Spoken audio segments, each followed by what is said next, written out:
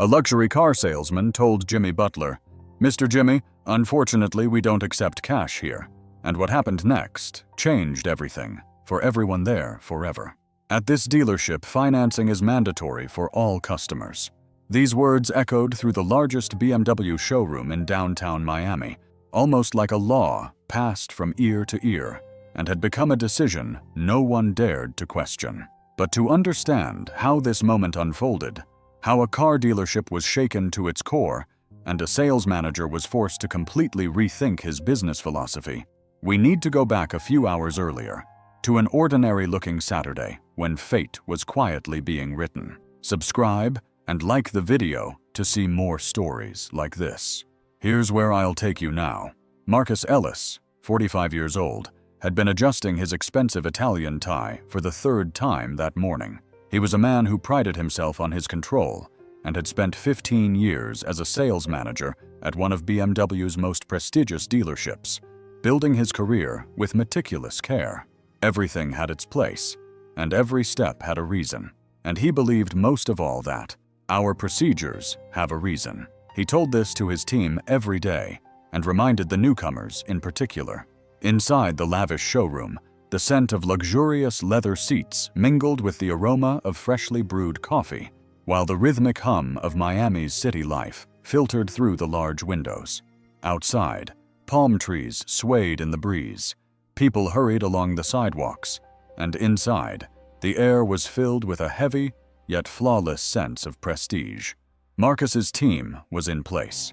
Each member was dressed in immaculately pressed suits, shiny shoes, and soft smiles, ready to perform their duties. The profiles of the arriving customers were familiar to Marcus, who had known them for years.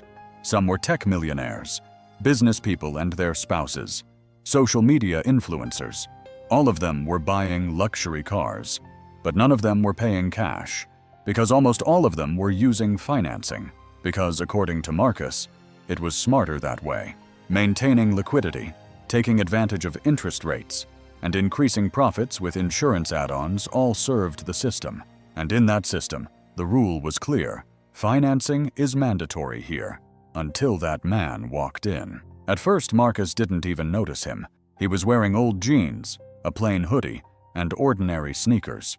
It seemed unlikely that this man had any business with the $120,000 BMW X7 M50i standing in the middle of the showroom. But Marcus had definitely learned that money doesn't care about clothes in Miami. The man entered silently.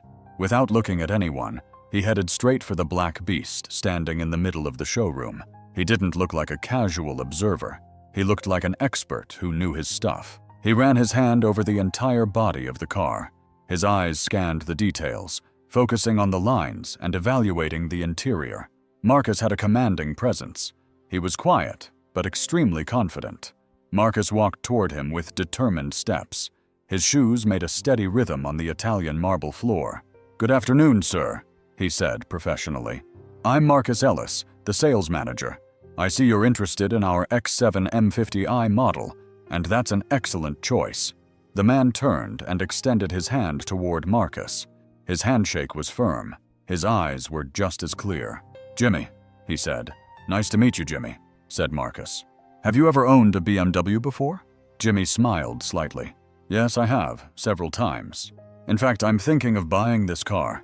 I'd like to know the total price if I pay cash." Marcus's face tensed slightly. His thoughts were, cash? He couldn't even remember the last time he had heard that word in this showroom from a buyer and serious customer. "He began by saying," Marcus calmly replied, "our car costs $120,000. However, due to our policy, all sales must be financed. There are no exceptions to this rule." Jimmy tilted his head to the side and asked, "So even if I pay for everything here today?" "Yes," Marcus replied, without hesitation. "We earn extra income through financing, insurance packages, additional services, and even our wealthiest customers use financing instead of cash. It's a smart strategy." There was a moment of silence. It was tense but still polite. Jimmy didn't even want to argue. He just shook his head and said, "But what if my situation is different?" The tension in the air rose suddenly. From the other end of the showroom Experienced sales consultant Tasha Reed was watching them out of the corner of her eye. Something about this customer seemed familiar. His posture, tone of voice, and manner of speaking seemed to open a door in her memory, but it wouldn't quite open all the way. Marcus quickly regained his composure. His tone became more formal. "Mr. Jimmy," he said, "we have no exceptions to our policy. Our system does not allow sales without financing. This procedure is in place to create value for both our company and our customers." Jimmy took a deep breath and said in a calm, determined voice, "Okay, what if I bring $120,000 in cash?" This sentence changed the atmosphere in the showroom for a moment. All the sounds that normally filled the room with whispers were silenced. A silence fell. Marcus Ellis didn't know what to say for the first time in his career.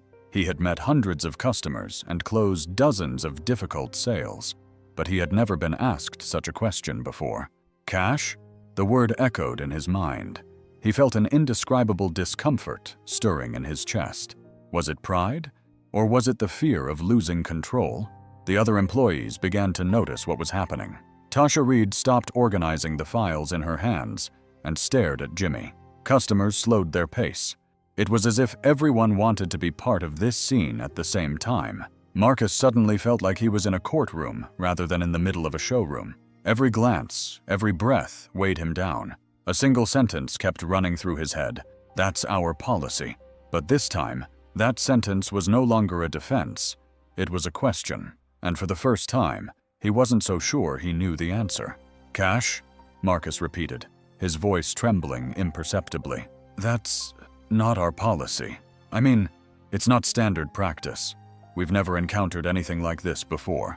Jimmy's answer was simple but shocking. Then shouldn't the system adapt to reality?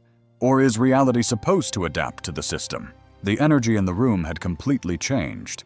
Suddenly, the atmosphere in the showroom seemed to be charged with electricity. Everyone's attention was drawn to the conversation, but no one seemed to be watching openly. It was as if an invisible tension had been stretched between Jimmy and Marcus, and every word made it tremble a little more. Tasha slowly approached Jimmy, the expression on her face becoming clearer. Her eyes widened. It was as if she had suddenly found the missing piece of a puzzle. "That's what our procedures are for." The sentence echoed in Marcus's mind for the third time, but now it no longer felt like a refuge, but like a chain. For the first time in his 15-year career, he felt like he was defending himself against a customer. Jimmy, however, continued with the same calm demeanor. He didn't raise his voice or get angry, but his words echoed in the room like a deep drumbeat. "I'll be back with the bag in an hour. I'll bring the $120,000. A look of shock, then disbelief appeared on Marcus's face. He tried to say something, but no words came out. As Jimmy's footsteps echoed out of the showroom, they were etched into everyone's mind. "He won't come back," Tasha said in a low voice, approaching Marcus. "Customers like that always say they'll go get the money and then never show up." Marcus stared at the showroom door. As Jimmy's silhouette faded into the distance, the conflict within him began to grow. The other employees returned to their work, but in the background, there was a single thought that no one dared to voice aloud. What if he really comes back? $120,000 in cash. Who would bring that much money in a bag? What if he really does bring it? And at exactly 2 p.m., the impressive showroom door opened once again. Even the creak of the door sounded different this time. It was as if it wasn't just a customer entering, but a moment of decision. When Jimmy Butler stepped inside, all eyes turned to him. But these glances were not direct. They were politely evasive, shy, but full of curiosity. Everyone was thinking the same thing. Is he really back? In Jimmy's right hand was a black leather briefcase, inconspicuous but exuding quality. His footsteps echoed across the showroom floor with the same determination as before, but this time, there was a silent challenge in his gait. Marcus Ellis was sitting at his desk, but the chair he was sitting in felt as if it no longer belonged to him. His heart seemed to be beating against a steady clock. The same sentence kept repeating itself in his mind. "We have procedures for this." But at that moment, the procedures were alone, because reality had walked through the door. Jimmy walked straight up to Marcus's desk. Without saying a word, He placed the bag on the glass desk. Everyone held their breath. "Here's the full payment," he said in a quiet but clear voice. When the bag's clasp opened, the air in the showroom changed. The clicking sound was like the cocking of a gun. It wasn't a threat, but it was a moment of no return. Tasha Reed dropped the pen she was holding. At the next table, a couple stopped looking at the BMW 7 Series. A sales consultant lowered his voice to a whisper while talking on the phone. All eyes were on the bag. And yes, $120,000 in $100 bills, neatly stacked and secured with rubber bands. The smell of freshly printed money mixed with the leather scent of the bag, filling the showroom with a new aroma, power, and certainty. "My God," Tasha said, her eyes widening. "He really brought it." Marcus instinctively took a step back for the first time, but there was nowhere to run. All the lessons he had learned, all his years of experience, all the protocols he had followed, all of it was dissolving one by one in front of that briefcase. Jimmy, meanwhile, remained calm. No arrogance, no air of victory, just the silent power of reality. "Now," he said, fixing his eyes on Marcus, "can we make this sale without financing?" At that moment, nothing physically changed in the showroom, but invisible walls came crashing down. The system was broken. Beliefs were shaken. Without approaching the other employees began shuffling their papers. A sales consultant placed his laptop next to Marcus. The sales director came out of his office and stood in the corner to gauge the mood. And at that moment, Tasha Reed stepped forward and spoke. "Wait, you're Jimmy Butler, the Miami Heat star." Again, there was silence. But this time, it was a silence of realization. It was as if everyone had opened a file in their minds at the same time. The picture was complete. Marcus Ellis's face turned bright red. Shock, embarrassment, and admiration. It was all written on his face. "Jimmy Butler," he said, swallowing hard, "and I was telling you that it was smart to maintain liquidity." Jimmy smiled slightly. It was the same smile he had given thousands of fans in post-game interviews over the years. But this time, it was different. This time, there was understanding, perhaps even compassion. "Sometimes," he said in a soft voice, "procedures must conform to reality, not the other way around." At that moment, the same sentence echoed in Marcus's mind for the fourth time. Our procedures are there for a reason. But this time, the meaning had completely changed, because now that sentence seemed less like a protective shield and more like a barrier. For the first time, he didn't feel like he was hiding behind the procedures, but rather that he was trapped inside them. The system he had proudly defended was now crumbling in the face of Jimmy's determined gaze. And those banknotes in the bag, they weren't just money. They were proof of a truth. Marcus didn't take his eyes off Jimmy's face. Standing before him was not someone flaunting his wealth, nor someone who needed to show off his power. He was a simple, determined, silent force. The presence of a true leader. Everyone around them was silent. The general manager of the showroom was still standing in the corner, watching them with his arms crossed over his chest. The other sales consultants appeared to be busy with documents at their desks, but their ears were here and their eyes were on this scene. Marcus took a deep breath. He slowly turned toward his computer. When his fingers touched the keyboard, he paused for a few seconds before pressing any keys. This wasn't just a sale. This was a moment that would reshape everything he believed in. "I'm going to process this sale as a cash transaction," he said finally, his voice soft at first, but growing clearer. "No financing, no unnecessary paperwork." It was as if the atmosphere in the showroom changed with those words. An unseen but palpable coolness began to circulate in the room. The pressure gave way to a sense of relief, and in that moment, Jimmy Butler was no longer just a customer. He became a catalyst, a mirror of awareness in the eyes of everyone in the showroom. Tasha Reed approached with a smile. She moved to the other side of Marcus's computer to prepare the paperwork. "Finally, someone broke down this wall of procedures," she said quietly. "And that person is a basketball player. And what a basketball player." Marcus smiled, averting his eyes from Jimmy for a moment. But this time, the smile was not a sales tactic.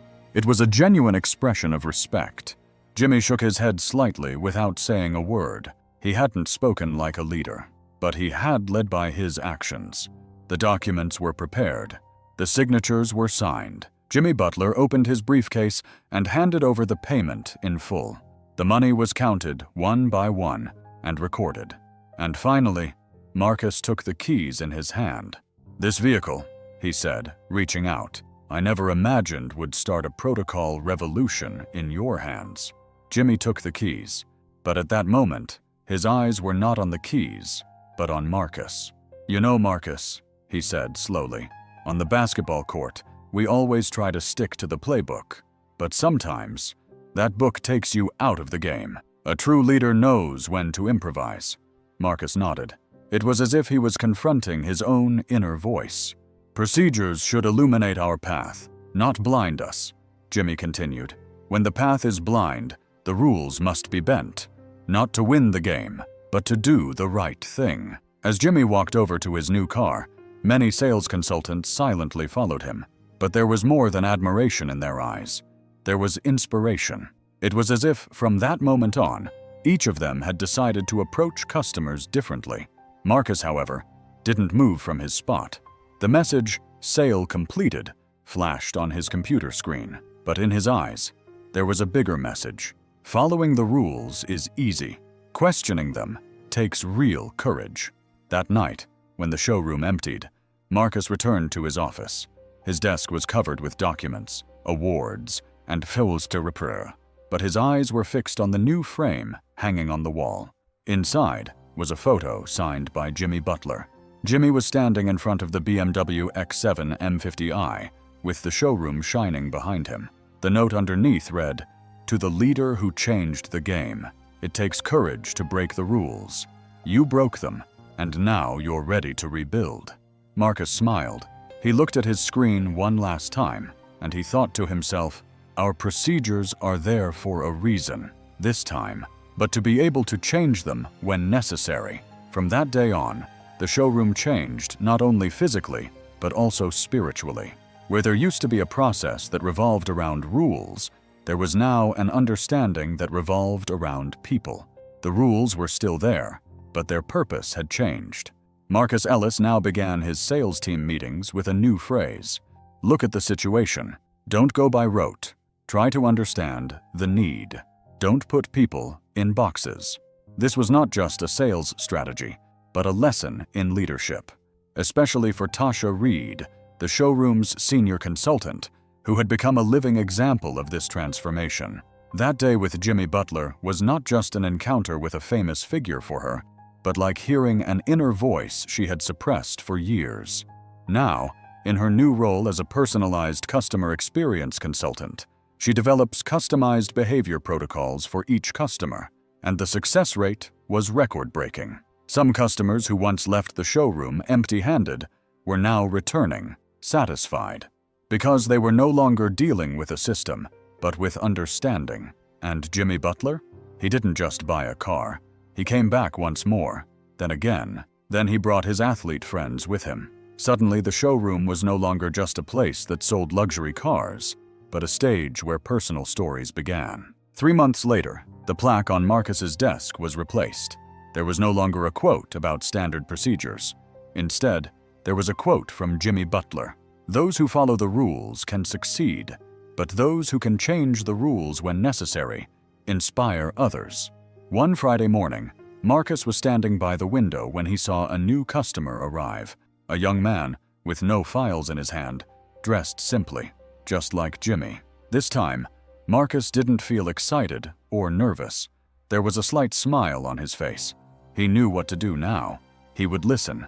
He would understand. He would break the mold if necessary.